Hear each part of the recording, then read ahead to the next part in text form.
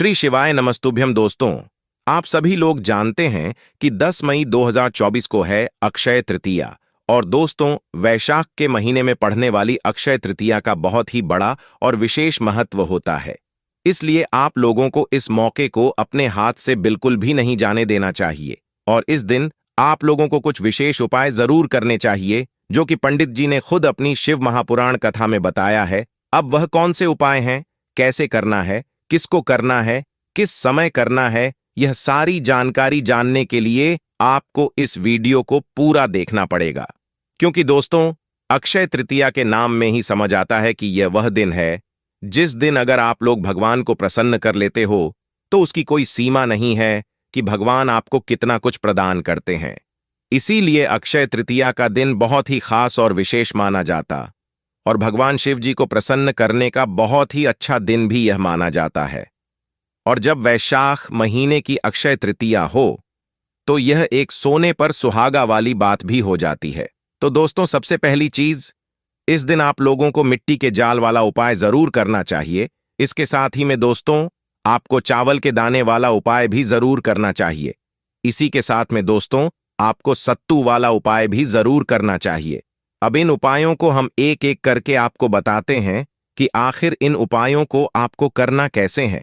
तो सबसे पहले हम लोग बात करते हैं मिट्टी के जल वाले उपाय की।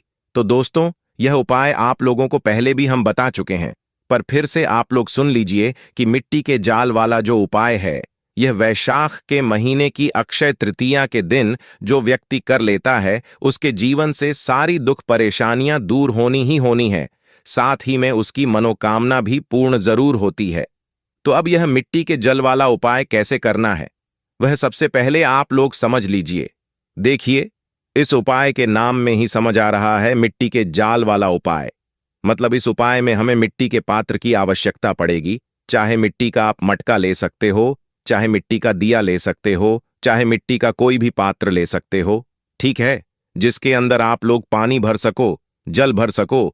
तो आपको करना क्या है कि अक्षय तृतीया के एक दिन पहले की जो रात्रि होगी, उसे रात्रि में आपका जो भी मिट्टी का पात्र हो, चाहे वह मटका हो, चाहे वह दिया हो, बड़ा वाला जिसके अंदर अच्छा खासा पानी बन जाए, ऐसा कुछ मिट्टी का आपको पात्र लेना है। अगर नहीं भी हो तो भाई आप बाजार से जाकर नया लेकर आ जाना, उसमें कोई भी दिक्कत वाली बात नहीं है। अब आपको करना क्या है कि अक्षय तृतीया के एक दिन पहले की रात्रि में आपको उस मिट्टी के पात्र के अंदर जल भरकर रख देना है।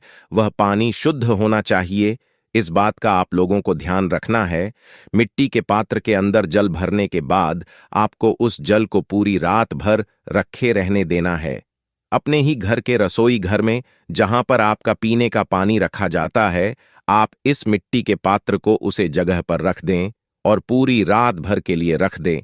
और सुबह सुबह अक्षय तृतीया शुरू हो जाएगी। तो उस दिन आप लोगों को सुबह सुबह क्या करना है? सबसे पहले काम आपको यह रहेगा कि आप स्नान कर लें, शुद्ध हो जाए और अपने घर की पूरी साफ सफाई कर लें। उसके बाद में दोस्तों, आपको क्या करना है? आपको इस मिट्टी के पात्र के पास में आना। इसके अंदर आपने रात भर जल भरकर रखा हुआ है। अब आपके यहां पर करना क्या है? तो देखो, अपने साथ में एक लोटा ले लो। जिस लोटे से आप शिव जी की शिवलिंग के ऊपर जल चढ़ाते हो, या तो तांबे का लोटा हो तो वह ले लो, ठीक है। तो आपको अपने खाली लोटा को लेकर इसी मिट्टी के जल के पास आना है, जहां पर जो कि आपने रात में रखा हुआ था। अब इस मिट्टी के पात्र के अंदर से इस जल को निकालकर आपको अपने लोटा के अंदर डाल लेना है। चाहे वह आपका जल चढ़ाने का लोटा हो, चाहे तांबे का लोटा हो, आप जिस लोटे से जल चढ़ाते हैं, उस लोटा के अंदर आप अपना यह जो जल है, मिट्टी वाला जल, इसको आप लोग डाल लो। बाकी जो मिट्टी का पात्र होगा, वह आपको वहीं के वहीं रख देना है, उसको लेकर नहीं जाना है। जैसी आप इस जल को भर लेते हो, वहीं इस जल को आप भरने के बाद आप अपने ही घर के पास में जो शिव मंदिर हो, वहां पर आप लोगों को जाना है। इसी के साथ में जो भी आप पूजन सामग्री लेकर जाना चाहे, वह लेकर जा सकते हैं। इसमें कोई भी दिक्कत वाली बात नहीं है ना? तो जैसी आप शिव जी के मंदिर पहुंचते, तो शिव जी के मंदिर पहुंचकर सबसे पहले काम आपका यह रहेगा कि आप इस जल को, मतलब पहले तो भगवान शिव जी के दर्शन करो।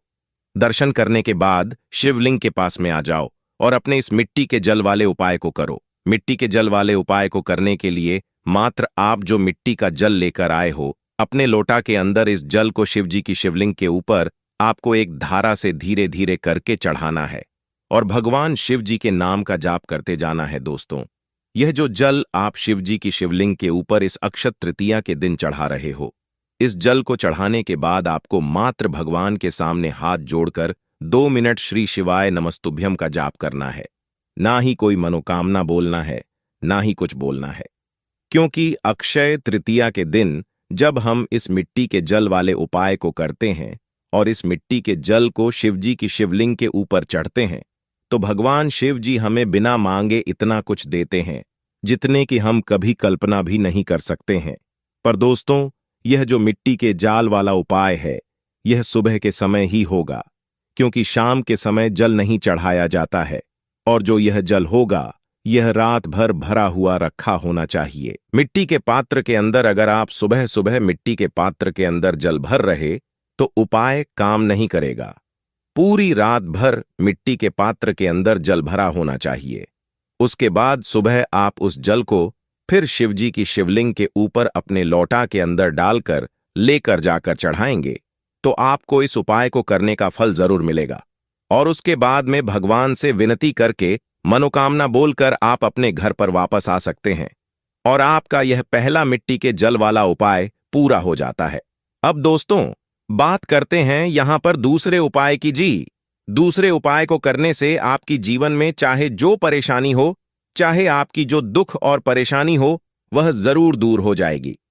अब दोस्तों, इस दूसरे वाले उपाय में आपको करना क्या है कि सबसे पहली चीज आप लोग यह समझ लीजिए कि अक्षय का मतलब ही होता है कि आपको इतना कुछ मिलेगा जीतने की आप कल्पना भी नहीं कर सकते। और चावल का मतलब भी वही होता है, अक्षय मतलब चावल। अगर आप लोग इस दिन शिवजी की शिवलिंग के ऊपर चढ़ा देते हो, मात्र एक चावल का दान भी अगर आप लोग एक लोटा जल चढ़कर चढ़ा देते हो, तो आपकी जो भी मनोकामना हो, जिस मनोकामना के साथ में अपना वह एक लोटा जल के साथ में एक चावल का दाना चढ़ाओगे, आप जिस भी मनोकामना को करते हुए चढ़ाओगे, आपकी वह मनोकामना जरूर पूर्ण होगी। वहीं अगर बात करें, आप अगर 108 चावल के दाने अपने घर से, अपने घर के रसोई घर से गिनकर लेकर जाते हो और इन्हें शिवजी की शिवलिंग के ऊपर एक एक करके चढ़ाते हो, वह भी श्री शिवाय नमस्तुभ्यं बोलकर, तो आपकी जो भी मनोकामना होगी वह निश्चित सी बात है कि भाई इस अक्षय तृतीया के बाद वह जरूर पूरी हो जाएगी। बस दोस्तों, इस बात का ध्यान कि यह वाला जो उपाय है यह घर में से कोई भी सदस्य कर सकता है। अगर घर का कोई बड़ा या मुख्य सदस्य अपने पूरे घर परिवार के लिए इस उपाय को करेगा तो और अच्छी बात है। इस उपाय को विशेष रूप से आप अपनी मनोकामना पूर्ति के लिए कर सकते हैं। और जो चावल आप लोग लेकर जाएंगे, यह आप खरीद कर नहीं लेकर जाएंगे, यह आप अपने ही घर के रसोई घर से लेकर जाएंगे। जो चावल के दाने होगी, चाहे आप एक चढ़ा रहे हो, चाहे आप 108 चावल के दाने चढ़ा रहे हो, बस ध्यान रखना कि वह चावल के दाने टूटे हुए नहीं होने चाहिए, कटे नहीं होने चाहिए, दाग वाले नहीं होने चाहिए, बिल्कुल साबुत चावल के दाने होने चाहिए। अगर आप लोग इस उपाय को कर रहे हो, इस बात का आप लोगों को ध्यान रखना। और इस वाले उपाय को आप सुबह के समय भी कर सकते और शाम के समय भी कर सकते हो।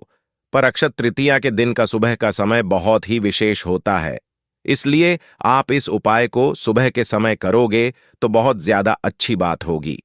बस दोस्तों, इस चावल के दाने को चढ़ाते समय आप लोगों को भगवान के नाम का जाप करना है और चावल के दाने को चढ़ाने के बाद आपको अपनी मनोकामना भगवान शिव जी से बोलना है।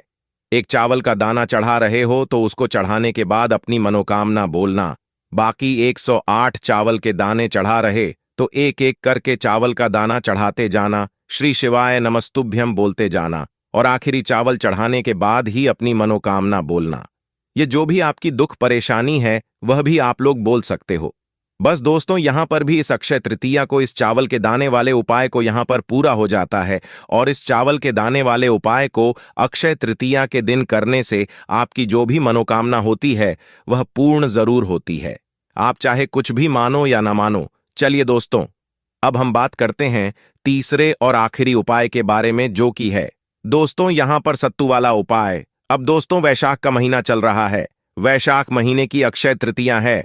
इतना बड़ा दिन है कि आप भगवान शिव जी को इस सत्तू से बहुत आसानी से प्रसन्न कर सकते हो। सत्तू सभी लोगों ने जरूर सुना होगा। ये सत्तू पहले बहुत इस्तेमाल में लिया जाता था, मतलब लोगों द्वारा खाया जाता था और सत्तू का दान भी किया जाता था। पर आजकल लोग सत्तू का नाम तक भूल चुके हैं और लोगों को पता ही नहीं है कि आखिर सत्तू होता क्या है। तो दोस्तों, हम यहां पर आपको बता दें कि वैशाख के महीने में सत्तू की बहुत ही बड़ी और विशेष महत्वता होती है और इस महीने में सत्तू का भोग लगाने से और सत्तू खाने से हमें बहुत ही बड़ा और विशेष फल यहां पर मिलता है। और यह भी कहा जाता है कि वैशाख के महीने में बेल का फल भी खाया जाता और बैल का जूस भी पिया जाता है। इससे हमारे शरीर हमेशा स्वस्थ बना रहता है। तो दोस्तों, आपको करना क्या है? सबसे पहले चीज तो वैशाख की इस अक्षय तृतीया के दिन सत्तू को आप लोगों को लेकर आना है। आप चाहे तो इसे अपने घर पर भी बना सकते हैं, मोबाइल पर देखकर बना सकते हैं, क्योंकि सत्तू को बनाने में 3 चीजों की आवश्यकता पड़ती है। सबसे पहली चीज गेहूं, दूसरी चीज चना की दाल, तीसरी चीज जो इन तीनों को पीसकर गलाकर अच्छे से पानी मिलाकर सत्तू बनाया जाता है। फिर उस सत्तू को आप शक्कर मिलाकर, जो भी चीज आप उसके अंदर मिलना चाहे स्वाद के अनुसार, आप उसको मिलाकर उसकी भगवान को भोग लगाकर फिर उसका ग्रहण कर सकते हैं। अब दोस्तों, हमने यहां पर आपको सत्तू की बात तो बता दी, पर विशेष रूप से यह सत्तू का भोग आपको भगवान शिव जी के लिए लेकर जाना है। सुबह के समय आप लोगों को विशेष रूप से सत्तू को तैयार करना है। आप चाहे तो बना बनाई भी ला सकते हैं, पर अगर हो सके और आप बना सकें तो अपने ही घर में इस सत्तू को बनाइएगा और इस सत्तू को बनाकर फिर भगवान शिव जी के मंदिर लेकर जाए और शिव जी के मंदिर में शिव जी को इस सत्तू का भोग लगाइएगा। उस सत्तू को वापस लेकर नहीं आना है, मात्र आप अपने घर में इतना सत्तू बनाइएगा कि इस सत्तू में से आप भगवान शिव जी को भी भोग लगाते हैं और आपकी पूरे घर परिवार के लिए भी वह सत्तू बच जाए। क्योंकि दोस्तों, इस सत्तू को अगर आप लोगों के घर परिवार के पूरे सदस्य भी खाएंगे तो उनके जीवन से सारी दुख और परेशानियां भी दूर होगी, उनकी मनोकामनाएं भी पूर्ण जरूर होंगी। तो आप लोगों को करना क्या है? सत्तू बनाना है और सत्तू बनाकर इस सत्तू में से थोड़ा सा भोग भगवान शिव जी के लिए लेकर जाना है। देखो, कोशिश आपकी सुबह की होनी चाहिए।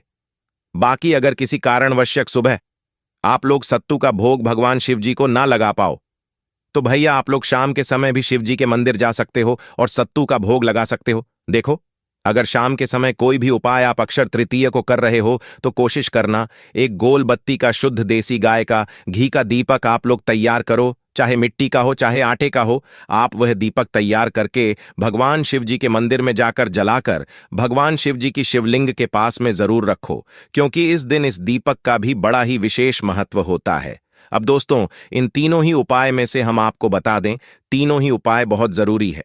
तीनों ही उपाय आप एक साथ भी कर सकते हैं, पर अगर हम बात करें सबसे विशेष और महत्वपूर्ण उपाय के बारे में तो वह सत्तू वाला है। इस दिन सत्तू का विशेष महत्व होता है। इस दिन सत्तू बनाया भगवान शिव जी को भोग लगाइए और अपने घर में सभी लोगों को सत्तू खिलाई भी जरूर। साथ ही में दोस्तों, सत्तू का आप लोग दान भी कीजिए। सत्तू के पैकेट बनाकर अपने घर में सत्तू को बनाकर इस सत्तू का दान कीजिए।